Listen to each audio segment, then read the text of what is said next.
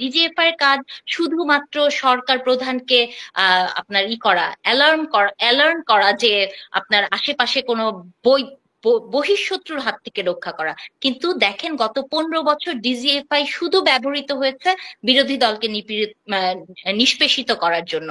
Doctor ইউনূসের আমি মনে করি এটাও তার একটা পদক্ষেপ, তাকে বলতে হবে যে এনটিএমসি এবং ডিজিএফআই এগুলো থাকবে না আমাদের দেশে, আমরা মুক্তভাবে কথা বলতে পারবো। আমার জানা মতে আমি কখনো দেখিনি জামাতের কোনো নেতা ওনার সাথে কোনো ধরনের কোনো বৈঠক করেছে বা সেটা পাবলিশড হয়েছে বাইরে। হ্যাঁ, তো এই জন্য আমি মনে করি এই ন্যারেটিভ থেকে এখন বের হতে হবে। বিএনপি জামাত যাই বলেন না কেন, এরা একটা ডিফারেন্ট ডিফারেন্ট এন্টিটি এবং তারা তাদের জায়গা থেকে কাজ করে। তো কারোর সাথে কাউকে মিশিয়ে কাউকে ছোট করা বা কারো অবদানকে ছোট করে দেখার আসলে কোনো জায়গা এই মুহূর্তে নাই। আমি যে শিবিরের ঘটনাটা নিয়ে কুয়েটে যেটা বলেছে, আপনি দেখেন যদি ঘটনার সূত্রপাতটা কোথায় থেকে হয় সেটা যদি একটু খেয়াল করে দেখেন, যে ছাত্র দলের কর্মীরা কিন্তু লিফলেট বা একটা ফর্ম বিলি করছিল আমি যতদূর জানি। হ্যাঁ, সেটাকে প্রোটেস্ট করা হয়েছে, কারা করেছে সেটা হচ্ছে এই আহ ছাত্র সংগঠনে যে যারা নতুন না তাদের মাঝখান থেকে। এখন ধরেন এটা তো আপনি একটা মানে বিএনপি বা ছাত্র দল তো কোনো নিষিদ্ধ দল না যে ক্যাম্পাসে একটা লিফলেট বিলি করলে আপনি যদি তাকে থামান তাহলে তো আমার পূর্ববর্তী সেই শেখ হাসিনা ছাত্রলীগের কথাই মনে পড়ে যাচ্ছে। তো সেরকম একটা জায়গা থেকে একটা প্রবলেম ক্রিয়েট হচ্ছে। কিন্তু আমার কেন জানি মনে হয় যে বিএনপি তো গত কয়েকদিন ধরে তিস্তা নিয়ে অনেক কিছু করছিল। আমরা তো আসলে সবকিছুতেই কোনো না কোনো ধরনের কনস্পিরেসি থিওরি খুঁজতে অভ্যস্ত। আমিও আসলে তাই, যেহেতু রিসার্চ করি, আমার কেন জানি মনে হচ্ছে যে তিস্তা ইস্যু থেকে দৃষ্টি সরানোর জন্য, কারণ বাংলাদেশে সবসময় এমন হয় যে কোনো একটা কিছু শুরু হয় তারপরে সাথে সাথে আরেকটা ঘটনা হয় আপনাকে আপনার দৃষ্টিভঙ্গিটা ঘুরিয়ে ফেলার জন্য।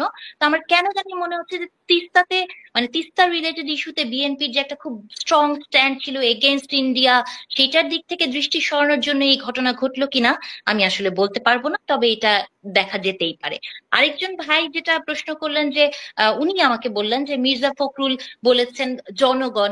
আসলে উনার মতো আমিও তো জনগণ না, জনগণ কি করে তার মতামত দিবে সেটা তো ইউনূস সরকারকেই মানে বিবেচনার মধ্যে আনা উচিত। হ্যাঁ, হতে পারে এরশাদের সময় একবার হ্যাঁ ভোট না ভোট হয়েছিল, এরকমও হতে পারে। তো এটা তো সরকারকেই বের করতে হবে। সরকার যদি রিয়েলি চায়, যে আমি মনে করি আওয়ামী লীগ নিষিদ্ধ হবে কিনা এটি সম্পূর্ণ নির্ভর করছে ইউনূস সরকারের হাতে।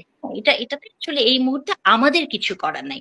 আরেকজন ভাই আমাকে বললেন যে আমরা আসলে এতদিন কোথায় ছিলাম। হয়তো উনি ব্যক্তিগতভাবেই আমাকে বলেছেন, কিন্তু আমি ব্যক্তিগতভাবেই উত্তর দিতে চাই যে জাহাঙ্গীরনগর বিশ্ববিদ্যালয়ে আমরা গুটি কয়েক, আমি বলবো যে 50 থেকে 56 জন শিক্ষক 800 থেকে 1000-এর মধ্যে আমরাই কোনোদিনও ওই আহ অগস্ট মাসের পুরাটা মাস কালো ব্যাচ করি নাই, আমরা প্রতিবাদ করেছি। কিন্তু আপনি জানেন যে ওই মুহূর্তটা এমন ছিল, আমি ব্যক্তিগতভাবে ছাত্রলীগ দ্বারা নির্যাতিত হয়েছি, ওখানে অনেক বাজে ঘটনা ঘটেছে এবং আমার টেলিফোন কল পর্যন্ত এই জিয়াউল আহসান উনারা ট্র্যাক করেছেন, অনেক বিপদের মধ্যে ছিলাম। তো এই বিপদটা আসলে আমি এটা বড় করে বলতে চাই না, কারণ এই গল্প আপনার আমার আমাদের সবার। আমরা জানি যে কিভাবে ইসরায়েলি নিয়ে আমাদেরকে কেমন করে ট্র্যাক করা হতো। এই প্রসঙ্গে আমি এটাও বলতে চাই, ডক্টর ইউনূসের এটাকেও নিশ্চিত করতে হবে যে এনটিএমসি, হ্যাঁ, এবং এই যে টেলিফোনে আড়ি পাতা ছিল এবং আমাদের ডিজিএফআই যে কাজগুলো করে, ডিজিএফআই এর কাজ শুধুমাত্র সরকার প্রধানকে আপনার অ্যালার্ম করা যে আপনার আশেপাশে কোনো বই বহিঃশত্রুর হাত থেকে রক্ষা করা। কিন্তু দেখেন গত 15 বছর ডিজিএফআই শুধু ব্যবহৃত হয়েছে বিরোধী দলকে নিষ্পেষিত করার জন্য।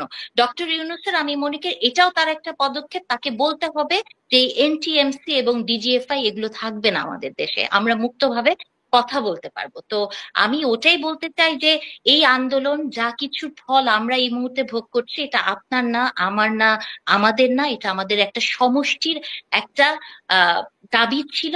আমরা সেটা হয়তো একটা ঠিক মুহূর্তের অপেক্ষায় ছিল, যে মুহূর্তে এটা বিস্ফোরিত হয়েছে, সেটি ছাত্রদের হাত দিয়ে হয়েছে।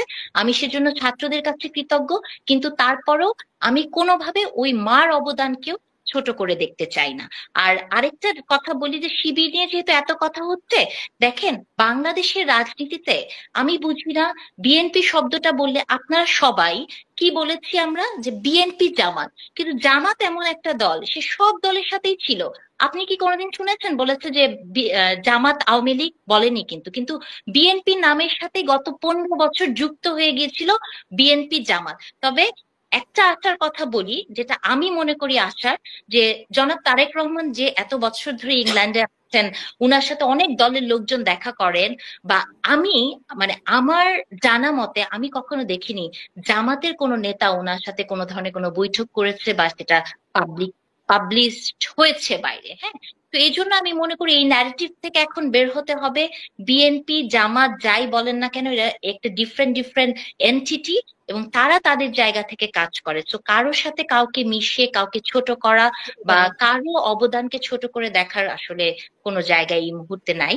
আমরা সবাই চাই ডক্টর ইউনূসের এই সরকার সফল হোক। আমরা কেউই মাঠে নামতে চাই না। উনার কোনো কিছুকে প্রোটেস্ট করা বা চোখে আঙুল দিয়ে বলে দেওয়া মানে এইটা না যে আমরা এই মুহূর্তে মার্চ এপ্রিল মাসেই আমরা নির্বাচন চাই। কারণ আমরাও চাই যে সংস্কারের একটা বেসিক জায়গা ঠিক হয়ে তারপরে নির্বাচনটা হোক। ধন্যবাদ।